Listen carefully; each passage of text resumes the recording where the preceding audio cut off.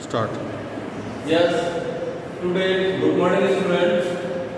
Today we are going to discuss about the disability etiquettes.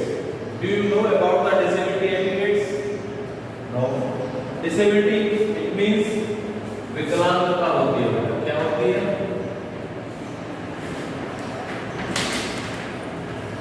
विकलांगता. Etiquettes it means शिष्टाचार.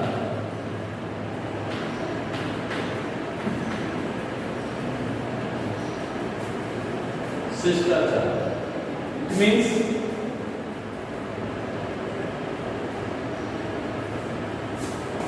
कि हमारा जो डिसेबल पीपल है उनके साथ कैसा व्यवहार होना चाहिए, हम उन्हें कैसे शिष्टाचार करें. It is the disability etiquettes. ये डिसेबिलिटी एटिकेट्स होता है. ठीक है. जैसे कि अमूमन क्या होता है, सबसे पहले हमें टॉक डायरेक्टली उससे डायरेक्टली टॉक करना चाहिए. Talk directly. Directly talk it means ऐसा नहीं उन्हें उनके निकनेम, जैसे कि आप लोग कहते हैं अगर किसी की बाजू नहीं है, किसी के आर्म्स नहीं है, आप लोग उसको टोंटा बोलते हैं. नो. किसी के अगर पैर में थोड़ा बहुत कहीं कोई दिक्कत है तो आप लोग उससे लड़ना बोलते हैं. नो. ठीक है. आप उसको सीधा सीधा टॉक डायरेक्टली, उसको सीधा सीधा डायरेक्टली उससे बात करें, है ना, और उसका नाम लेके बात. ऐसा नहीं कि उसका कहीं से कुछ बेटा first of all talk directly, उसके साथ सीधा हमें बात करना चाहिए.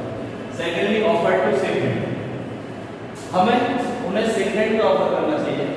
सेकंड को जानते हैं आप सभी लोग, हैं? सेकंड का मतलब जानते हैं, तो हमें ऑफर टू सेकंड, सेकंड का ऑफर करना चाहिए, हाथ मिलाने का ऑफर करना चाहिए. और अगर उनके कई बार हाथ नहीं होता है, राइट हैंड नहीं होता है, तो हमें लेफ्ट हैंड से सेकंड करना चाहिए, उसके लेफ्ट हैंड को सेकंड करना चाहिए. अगर वो भी नहीं है, दोनों पैर दोनों हाथ नहीं है, तो फिर हमें जो कोहनी से या जहां भी है वहां उसको इस तरह से सेकंड करना चाहिए. ठीक है. तो बेटा ऑफर टू सेकंड, हमें उन लोगों को ये ऑफर करना चाहिए. इसके लिए सेकंड करने के लिए तो मैंने अभी पहले बताया टॉक डायरेक्टली, एक को से सीधा सीधा बात करें. दूसरा offer to second, offer to second, उन्हें सेकंड का ऑफर करना चाहिए. Offer to second.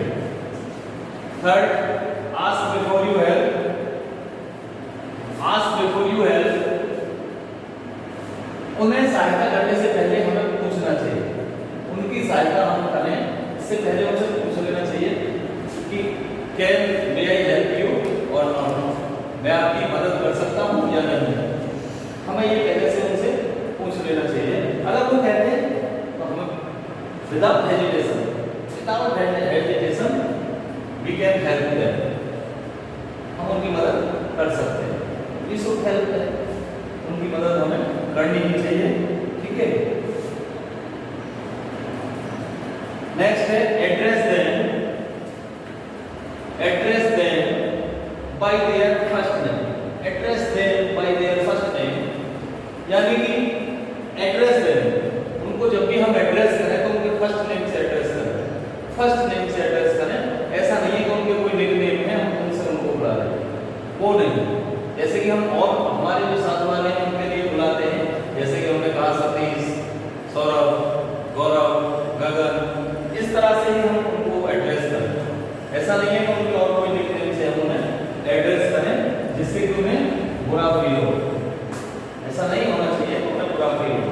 तो बेटा address them by there first name, उनके फर्स्ट नेम से हमें उन्हें एड्रेस करना चाहिए.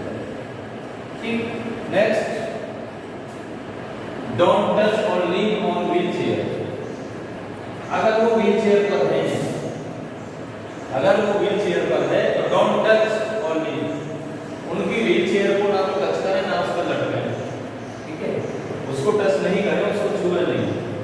कई बार क्या होता है, हम अननेसेसरी अगर वो व्हील चेयर पर है तो उनकी चेयर को पकड़ लेंगे, उसे कहेंगे आप हम लेके चले. नहीं, उसको हमें नहीं छूना चाहिए.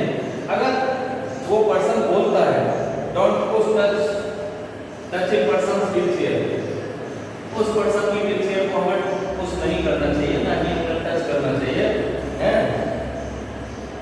लीनिंग ऑन और हैंगिंग पर्सन्स व्हील चेयर, ना उस पर लटकना चाहिए ना उसको झूलना चाहिए। ठीक, अगर वो कहते हैं कि हाँ हमें आपकी मदद की आवश्यकता है, तब फिर हम उनकी हेल्प कर सकते हैं और उनकी व्हील चेयर को जहाँ से वो पुश कर सकते हैं और जहाँ वो चाहे वहाँ उसको हमें लेके जा सकते हैं, रोड क्रॉस करा सकते हैं, कहीं और हॉस्पिटल वगैरह में हैं तो उनकी हेल्प कर सकते हैं। अदरवाइज उनकी चेयर को हमें टच नहीं करना चाहिए। क्लियर? नेक्स्ट है बेटा, लिसन देम केयरफुली। कई बार क्या होता है, ऐसे जो व्यक्ति होते हैं उन्हें केयरफुली सुनना चाहिए। वो अपनी प्रॉपर बात नहीं कह पाते और कई बार तो बहुत देर में वो अपनी बात कह पाते हैं। ऐसे व्यक्तियों की बात हमें केयरफुली सुनना चाहिए और हमें पेशेंस रखना चाहिए उनकी बात सुनने की।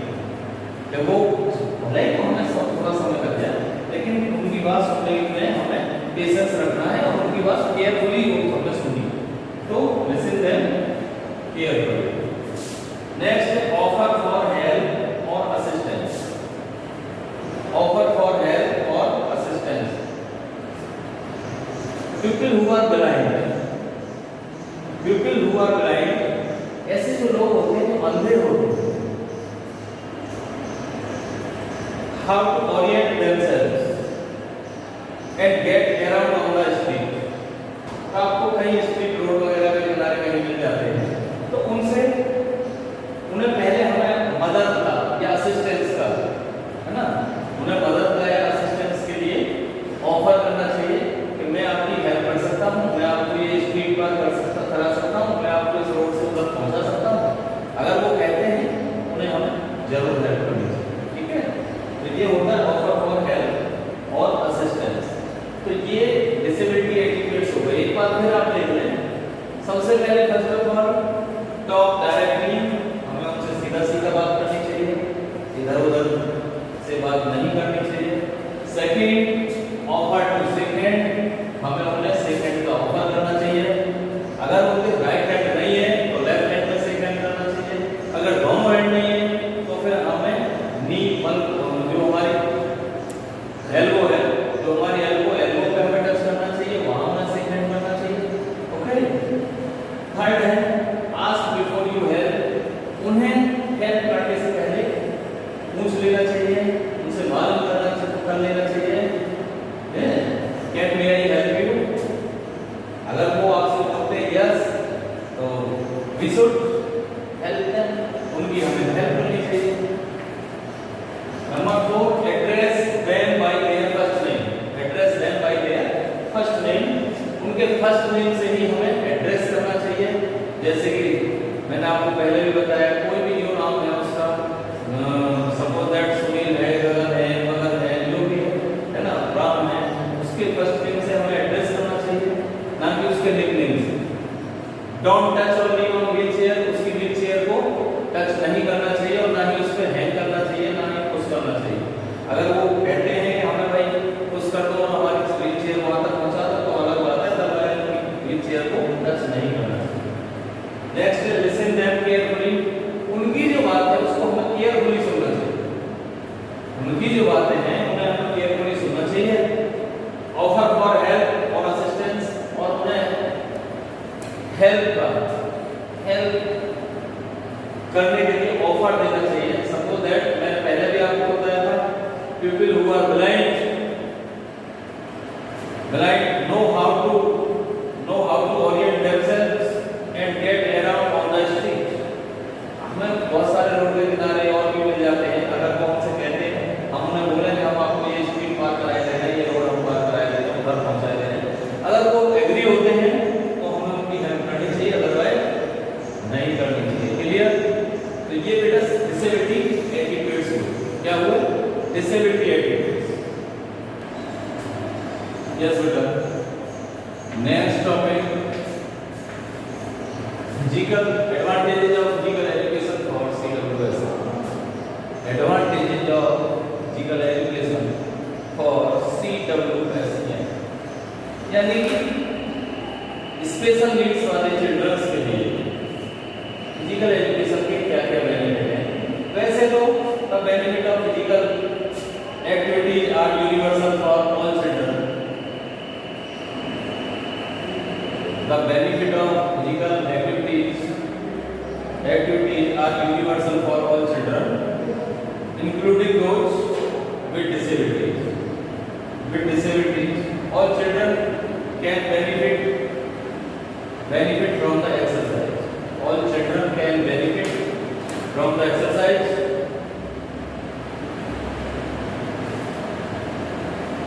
Energy release and pure enjoyment of playing sports.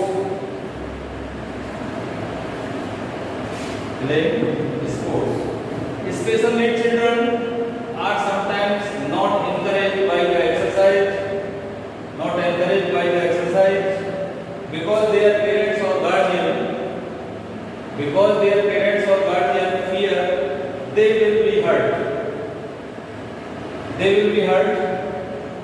उनके गार्डियंस ऐसे जो बच्चे हैं जो विकलांग हैं, CWSN हैं, उनके गार्डियन को कहीं ना कहीं ये भय रहता है कि कहीं वो हर्ट ना हो, ठीक है, ये भय रहता है. But physical activity is as important for special needs children as it is for the और एनी चाइल्ड.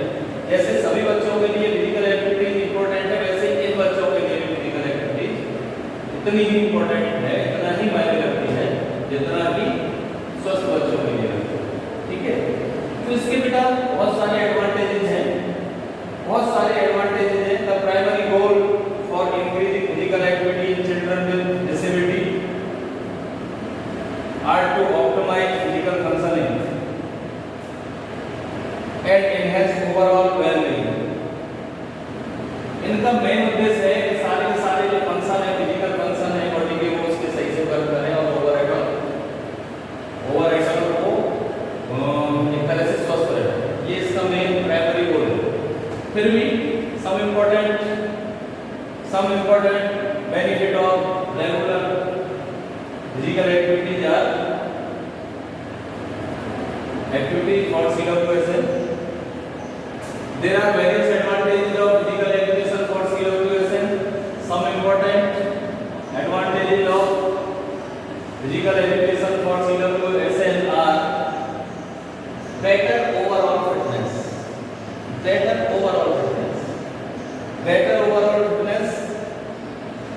यानी कि जो ओवरऑल फिटनेस है वो बेटर हो जाती है. वो कैसे हो जाती है? बेटर हो जाती है. Second, better control of weight. सबसे पहले तो बेटर ओवरऑल फिटनेस जो हमारी टोटल फिटनेस है, ऑप्टिमम फिटनेस है, वो बेहतर हो जाती है. सेकंड ये है बेटर कंट्रोल ऑफ वेट. हमारा, क्योंकि आपने देखा होगा कि डिसेबल पीपल है, फिजिकल एक्टिविटीज नहीं करते हैं और कई बार उनका जो वेट है वो इंक्रीज हो जाता है, वो वेट बढ़ जाता है. ऐसी स्थिति में अगर वो एक्सरसाइज करते हैं, फिजिकल एक्टिविटीज करते हैं, तो उनका वेट कंट्रोल रहता है. उनका वेट कैसा रहता है?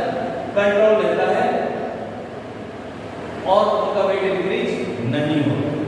तो बेटा आपको क्लियर हो जाना चाहिए. It helps to control the weight, यानी एक्सरसाइज या physical activities helps to control weight, ठीक है. Next, health bone density. हाँ, ये बहुत इंपॉर्टेंट है. आपने देखा होगा जो लोग एक्टिविटीज नहीं करते, फिजिकल एक्टिविटीज नहीं करते, उनकी बोन डेंसिटी कम हो जाती है. और जो फिजिकल एक्टिविटीज करते रहते हैं उनकी बोन डेंसिटी इंक्रीज हो जाती है, इतना ही ज़्यादा होती है. तो अगर हम कंटिन्यूअसली फिजिकल एक्टिविटीज कर रहे हैं तो हमारी जो बोन डेंसिटी है वो हेल्दी हो जाती है, बोन डेंसिटी अच्छी हो जाती है, इंक्रीज हो जाती है, ठीक है. ये उनका थर्ड. नेक्स्ट है better emotional and psychological health. जो हमारी साइकोलॉजिकल हेल्थ है या जो हमारी इमोशनल डेवलपमेंट है वो बेटर हो जाता है. यानी emotional and psychological health can be better through the physical activities के द्वारा हमारे जो इमोशनल एंड साइकोलॉजिकल हेल्थ है वो बेटर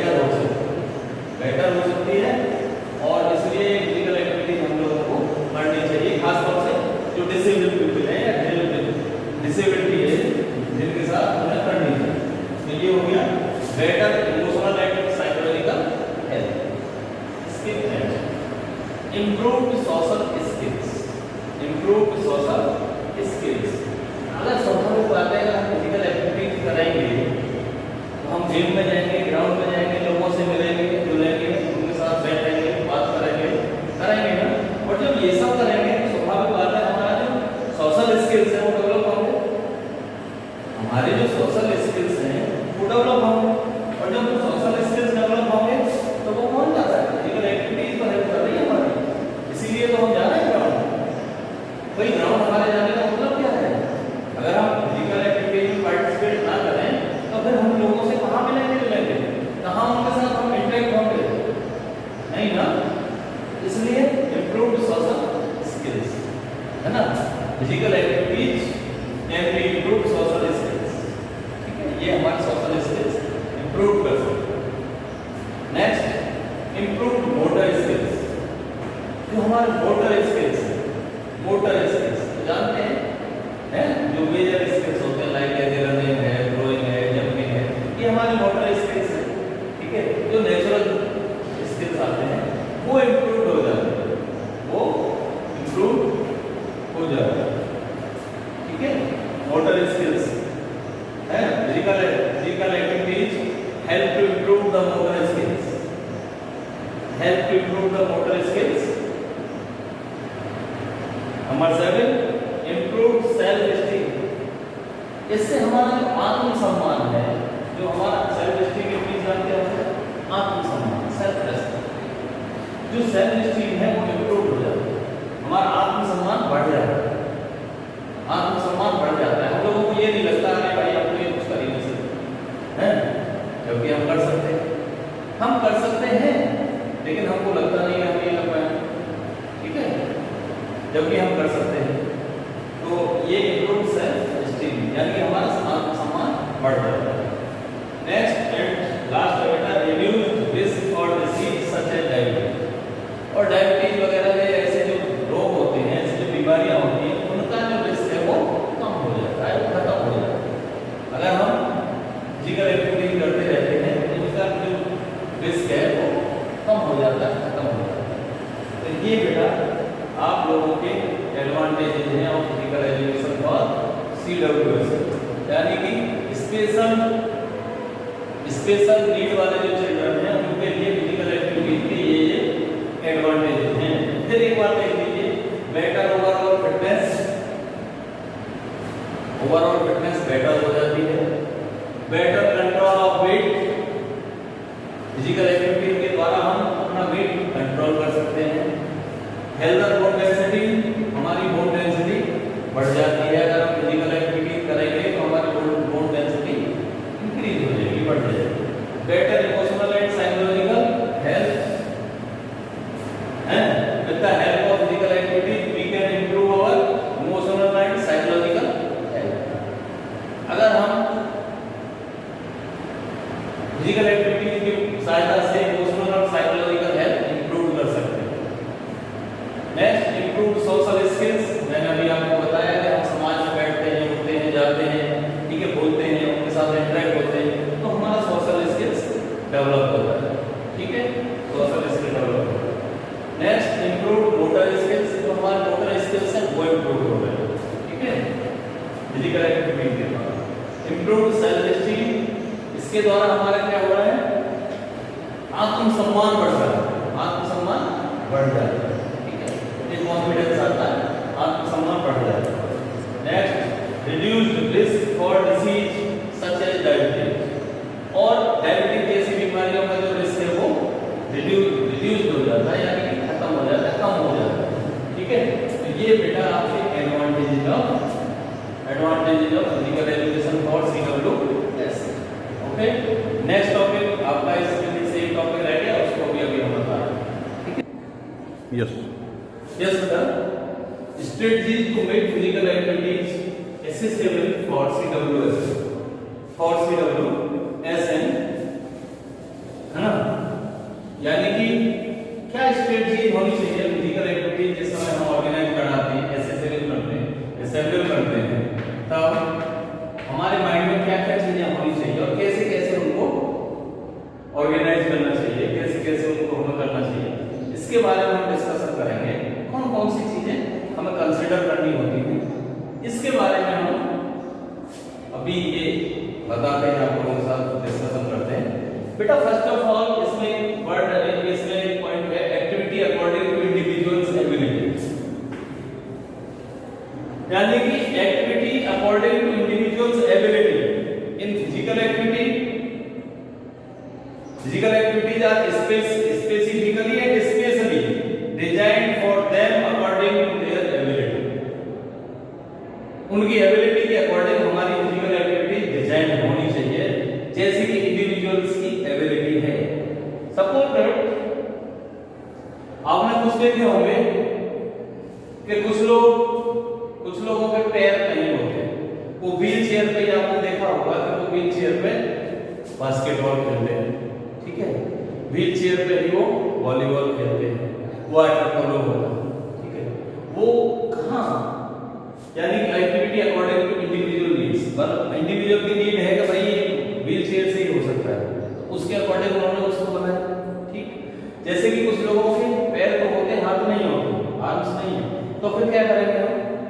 ऐसी कंडीशन में हम लोग उनके लिए ऐसी एक्टिविटीज करेंगे जैसे कि फुटबॉल बैट से खेला जा सकता है, हाथी तो नहीं है, बाकी बैट से हो सकता है, ठीक है। तो activities according to individual need, जैसी इंडिविजुअल की नीड है उसके अकॉर्डिंग हमें एक्टिविटीज बनानी होती है, ऐसी एक्टिविटीज करानी होती है। क्लियर? सेकंड, मॉडिफाइड इक्विपमेंट्स, इनके जो इक्विपमेंट्स हैं वो मॉडिफाइड किए जाते हैं, मॉडिफाइड इक्विपमेंट्स बनाए जाते हैं। जैसे आपने देखा होगा ब्लाइंड क्रिकेट, देखा ब्लाइंड क्रिकेट? ब्लाइंड क्रिकेट में हम लोग क्या करते हैं, जो बॉल होती है उसमें कुछ ऐसी चीज बांध दी जाती है जिससे कोई आवाज करता है, चुन चुन चुन चुन चुन, ऐसे जब हम बॉल डालते हैं इस तरह से, तो वो बॉल जिस समय डाली जाती है तो वो आवाज करती दी जाती है, जिससे कि जो ब्लाइंड बैट्समैन है वो ये गैस कर लेता है कि बॉल यहाँ आ रही है, ठीक। और जो फील्डर है वो भी गैस कर लेते हैं कि बॉल यहाँ आ रही है और हमें यहाँ इसको पकड़ना है, ठीक है। तो वो मॉडिफाइड हुआ या नहीं हुआ? मॉडिफाइड है। ऐसे ही फुटबॉल होती है, ऐसे हॉकी भी होती है, तो यानी मॉडिफाइड इक्विपमेंट्स होते हैं, जो इक्विपमेंट्स है वो मॉडिफाइड होते हैं, ठीक। नेक्स्ट बेटा, simple and easy rules.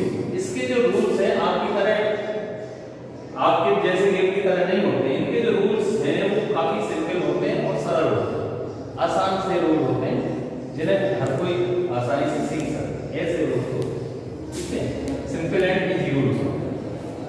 Next है बेटा, motivated to participate freely, the activities designed for them should encourage the participate freely and independently, है। जो motivated to participate freely, activity ऐसी होनी चाहिए जो कि पार्टिसिपेंट को मोटिवेट कर सके, उनको फ्रीली मोटिवेट कर सके और जो उसको इंडिपेंडेंटली खेलने में इंटरेस्ट ले सके, ठीक है, ऐसी एक्टिविटीज होनी चाहिए, ठीक है ना। मोटिवेटेड टू पार्टिसिपेट फ्रीली, ठीक।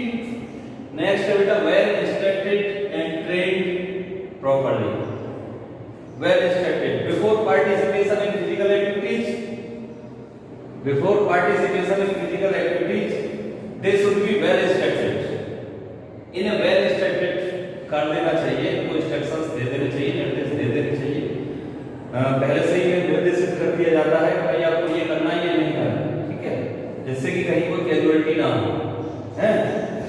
दे should also be given sufficient training and practice to participate in them, इनको पार्टिसिपेट करने के लिए सफिशिएंट प्रैक्टिस कराई जानी चाहिए, ठीक। नेक्स्ट है encouragement from spectators, encouragement from spectators, spectators यानी दर्शक, जो स्टेडियम में ऑडियंस, जिसको आप ऑडियंस कहते हैं, वो एक्चुअल में स्पेक्टेटर्स होते हैं। स्पेक्टेटर्स के द्वारा उनको एनकरेज करना चाहिए, ये नहीं तो उनको होटिंग करें या उनको जो है ना डिस्करेज करें, हैं, वो नहीं करना चाहिए, उनको एनकरेज करना चाहिए, है ना। ऐसा नहीं है, आपने देखा होगा क्रिकेट मैच वगैरह में कोई अगर बैट्समैन सही से रन नहीं बना पाता है या कोई फील्डर कैच नहीं कर पाता है तो लोग उसकी होटिंग करना शुरू कर देते, नहीं, वो it is the wrong process है। और उसमें भी फिर ये डिसेबल पीपल है, तो उनके लिए एनकरेजमेंट फ्रॉम स्पेक्टेटर्स, स्पेक्टेटर्स के द्वारा, दर्शकों के द्वारा उनको एनकरेज करना चाहिए, ठीक है, उनका हौसला बढ़ाना चाहिए, हौसला अफजाई करनी चाहिए। नेक्स्ट है बेटा, सुटेबल एनवायरनमेंट, जो एनवायरनमेंट हो वो सुटेबल होना चाहिए, ऐसा एनवायरनमेंट नहीं होना चाहिए कि जहां उनको कहीं कोई प्रॉब्लम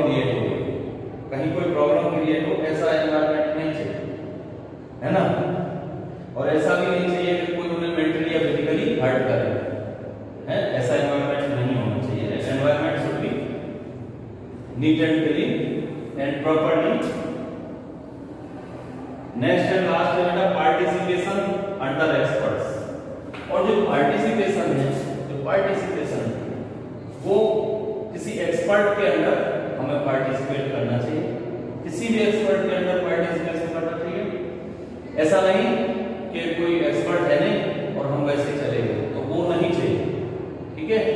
तो पार्टिसिपेशन अंडर एक्सपर्ट, हमें अंडर एक्सपर्ट के पार्टिसिपेट करना चाहिए। एक बार फिर मैं आप लोगों को बता रहा हूँ कि भाई फिजिकल एक्टिविटी एसेसिबल करने में कौन कौन सी चीजें ध्यान में रखनी चाहिए, वो आप देख लें। Activity according to individual abilities, individual की एबिलिटी के अकॉर्डिंग एक्टिविटीज होनी चाहिए।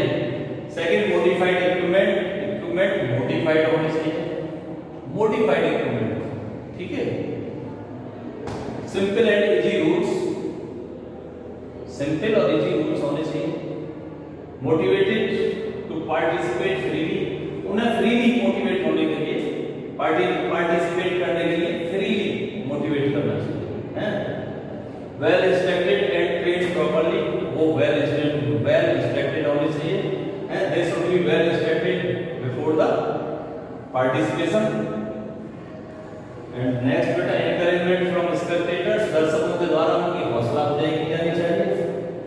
सुटेबल एनवायरनमेंट, और जो एनवायरनमेंट है वो सुटेबल होना चाहिए। And last participation under expert, और एक्सपर्ट के अंडर पार्टिसिपेशन होना चाहिए। जो एक्सपर्ट हैं, जो ट्रेनर्स हैं, ट्रेनर्स जो होते हैं, उन्हीं के अंडर पार्टिसिपेशन होना चाहिए। तो ये बेटा सारे के सारे इसके